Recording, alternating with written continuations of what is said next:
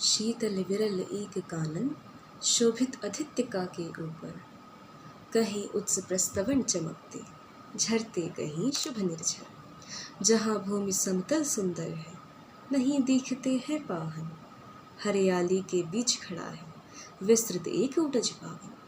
आसपास कुछ कटे हुए पीले धन खेत सुहाते हैं।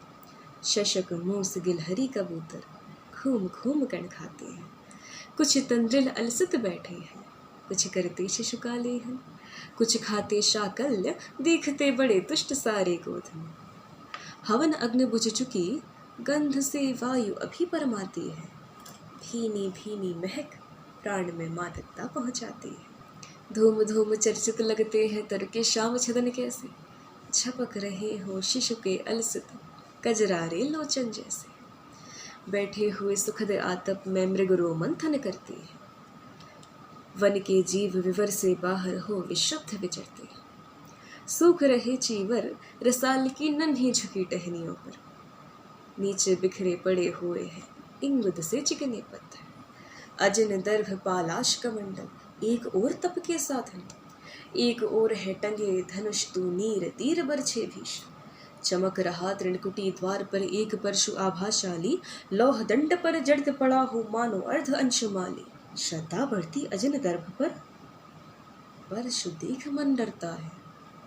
युद्ध शिविर या तपोभूमि यह, समझ नहीं कुछ पड़ता है। हवन कुंड जिसका यह, उसके ही क्या है यह धनुष कुठार। जिस मुनि की यह सुवा, उसी की कैसे हो सकती तलवार। आई है वीरता तपोवन में, क्या पुण्य कमाने को, या संन्यास साधना में है दैहिक शक्ति जगाने को। मन ने तन का सिद्ध यंत्र अथवा शस्त्रों में पाया है, या कि कोई वीर योगी से युक्त सीखने आया है। परशु और तप ये दोनों वीरों के ही होते श्रृंगार। क्लीव न तो तप ही करता है, न तो उठा सकता तलवार। तप से मनुज दिव्य बनता है, षड्विकार से लड़ता है। तन की समर भूमि में लेकिन काम खड़ग ही करता है। किंतु कौन नर तपोनिष्ठ है यहाँ धनुष धरने वाला। एक साथ यज्ञाग्नि और अस की पूजा करने वाला। कहता है इतिहास जगत में हुआ एक ही नर ऐसा, रण में कुटिल काल समक्रोधी। कि रण में कुटिल काल समक्रोधी, तप में महासूर्य जैसा। मुख में वेद, पीठ पर तर्कस, कर में कठिन कुठार विमल। शाप और शर दोनों ही थे जिस महान ऋषि के संग। यह कुटीर है उसी महामुनि परशुराम बलशाली का। भृगु के परम पुनीत वंशधर, व्रती वीर प्रणपाली का। हाँ हाँ वही कर्ण की जांघों पर अपना मस्तक धरकर सोए है तरवर के नीचे, आश्रम से किंचित हटकर। पत्तों से छन छन कर मीठी धूप माघ की आती है। पड़ती मन की थकी देह पर और थकान मिटाती है। कर्ण मुग्ध हो भक्ति भाव में मग्न हुआ सा जाता है। कभी जटा पर हाथ फेरता, पीठ कभी सहलाता है। चढ़ी नहीं चीटियां बदन पर, पड़ी नहीं तृणपात कहीं। कर्ण सजग है, उचट जाए गुरुवर की कच्ची नींद में। वृद्ध देह तप से कृशकाया, उस पर आयुध संचालन। हाथ बड़ा श्रम भार देव पर, असमय यह मेरे कार्य। किंतु वृद्ध होने पर भी अंगों में है क्षमता कितनी, और रात दिन मुझ पर दिखलाते रहते हैं ममता कितनी। कहते हैं ओ वत्स, पुष्टिकर भोग न तो यदि खाएगा, मेरे शिक्षण की कठोरता को कैसे सह पाएगा। अनुगामी यदि बना कहीं तो खान पान में भी मेरा, सूख जाएगा लहू, बचेगा हड्डी भर ढांचा तेरा। जरा सोच कितनी कठोरता से मैं तुझे जलाता हूँ, और नहीं तो एक पाव दिन भर में रक्त जलाता हूँ। इसकी पूर्ति कहाँ से होगी बना अगर तू सन्यासी।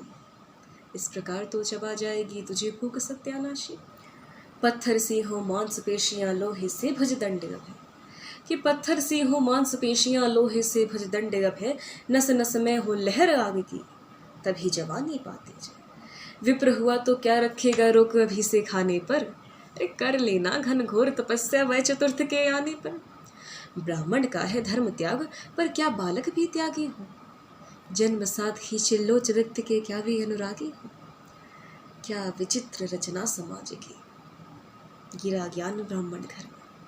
मोती बरसा वैश्य वेश में, पड़ा खड़ग क्षत्रिय करने। खड़ग बड़ा उद्धत होता है, उद्धत होते हैं राजे, इसीलिए तो सदा बनाते रहते वेरण के बाजे। और करे ज्ञानी ब्राह्मण क्या, असविहीन मन डरता है, राजा देता मान, भूप का वह भी आदर करता है। सुनता कौन यहाँ ब्राह्मण की, करते सब अपने मन की। डुबो रही शोड़ित में भूपो भूपों की लिपसार। और रण भी किस लिए, नहीं जग से दुख दैन्य भगाने को, नहीं पर शोषक पत भ्रांत मनुज को, नहीं धर्म पर लाने को। रण केवल इसलिए कि राजे और सुखी हो मानी हो, और प्रजाएं मिले उन्हें वे और अधिक अभिमानी हो। रण केवल इसलिए कि वे कल्पित अभाव से छूट सके, बढ़े राज्य की सीमा जिससे अधिक जनों को लूट सके। रण केवल इसलिए कि सत्ता बढ़े नहीं पत्ता डोले, भूपों के विपरीत न कोई कहीं कभी कुछ भी बोले। ज्यों ज्यों मिलती विजय, अहम नरपति का बढ़ता जाता है, और जोर से वह समाज के सिर पर चढ़ता जाता है। अब तो है यह दशा कि जो कुछ है वह राजा का बल है। ब्राह्मण खड़ा सामने केवल लिए शंख गंगा जल है। कहाँ तेज ब्राह्मण में अविवेकी राजा को रोक सके, धरे को पथ पर जबी पाँव, वह तत्क्षण उसको टोक सके। और कहे भी तो ब्राह्मण की बात कौन सुन पाता है, यहाँ रोज राजा ब्राह्मण को अपमानित करवाता है। चलती नहीं यहाँ पंडित की, चलती नहीं तपस्वी की, जय पुकारती प्रजा रात दिन, राजा जय यशस्वी की। सिर था जो सारे समाज का, वही अनादर पाता है, जो भी खिलता फूल वो जाके ऊपर चढ़ता जाता है। चारों ओर लोभ की ज्वाला, चारों ओर भोग की जय, पाप भार से दबी धसी जा रही धरा पल पल निश्चय। जब तक भोगी भूप प्रजाओं के नेता कहलाएंगे, ज्ञान त्याग तप नहीं श्रेष्ठता का जब तक पद पाएंगे। अशन वसन से हीन दीनता में जीवन धरने वाले, सह कर भी अपमान मनुजता की चिंता करने वाले। कवि कोविद विज्ञान विशारद कलाकार पंडित ज्ञानी, कनक नहीं कल्पना रचित उज्ज्वल चरित्र के अभिमान। इन विभूतियों को जब तक संसार नहीं पहचानेगा, राजाओं से पूज्य अधिक जब तक ना इन्हें वह मानेगा, तब तक बड़ी आग में धरती इसी तरह कुलाएगी। चाहे जो भी करे दुखों से नहीं छूट वह पाएगी। थकी जीभ समझा कर गहरी लगी ठेस अभिलाषा को, भूप समझता नहीं और कुछ छोड़ खड़ग की भाषा को। रोक टोक से नहीं सुनेगा, नृप समाज विचारी है, ग्रीवाहार निष्ठुर कुठार का यह मदांध अधिकारी है। इसीलिए तो मैं कहता हूँ, अरे ज्ञानियों खड़ग धरो, हर नस का जिसको कोई भी भूखा तुम वह त्रास हरो। नित्य कहा करते हैं गुरुवर खड़ग महाभयकारी है, इसे उठाने का जग में हर एक नहीं अधिकारी है। वही उठा सकता है इसको जो कठोर हो कोमल भी, जिसमें हो धीरता वीरता और तपस्या का बल। वीर वही है जो कि शत्रु पर जब भी खड़ग उठाता है, मानवता के महागुणों की सत्ता भूलन जाता है। सीमित जो रख सके खड़ग को, पास उसी को आने दो, विप्र जाति के सिवा किसी को मत तलवार उठाने।